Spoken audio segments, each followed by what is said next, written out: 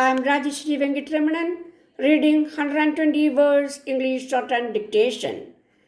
If you like my dictation, you please add like, comments and share.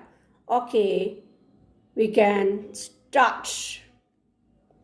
Mr. Chairman, Your Excellencies, gentlemen, on this happy occasion, I should like, first of all, to thank the government of the Soviet Union, the United States, and the United Kingdom for having invited me to be present here at this historic ceremony. I regard this gracious gesture more than anything else as an expression by the three governments of their deep faith and confidence in the United Nations and all that it stands for. In the situation that confronts humanity today, with the accelerating arms race and with no significant abatement in mutual suspicion and mistrust, any agreement between the major powers is a significant event. What makes this present occasion a truly historic one is the fact that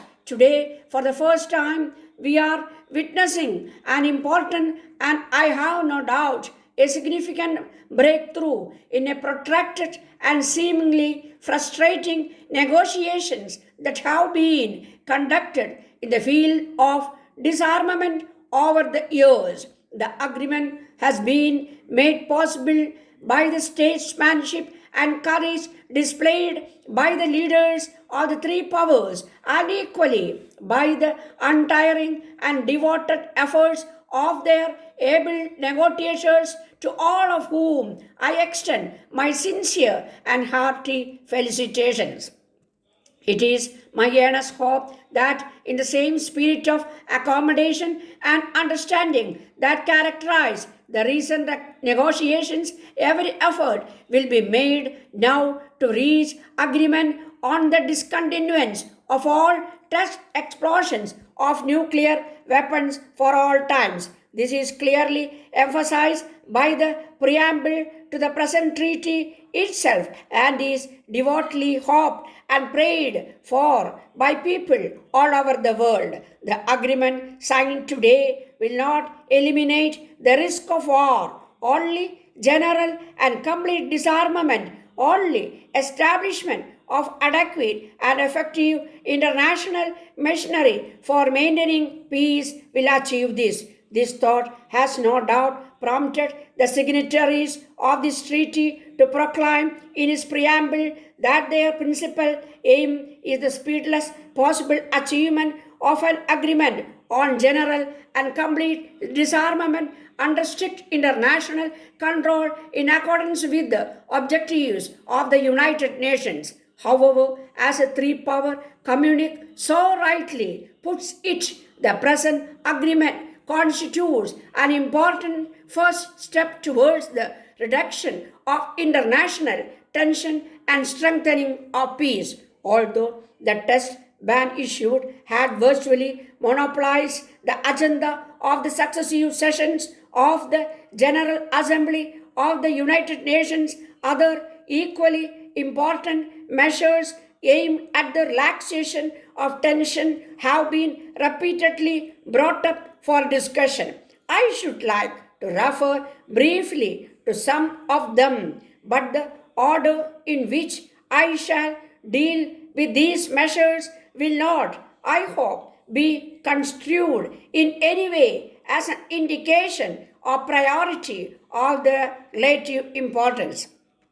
First, there is the question of the wider dissemination of nuclear weapons. Repeatedly, the General Assembly has referred to the danger of the use of nuclear weapons and called upon all the members countries to make efforts to achieve a permanent international agreement subject to inspection and control on the prevention of the wider dissemination of this weapon of mass destruction. It is significant that while the resolution of the General Assembly places a special responsibility on the nuclear powers to refrain from relinquishing control of such weapons, 2. others not possessing them. They recognize at the same time that the countries not possessing acquiring such weapons, and further by refusing to receive such weapons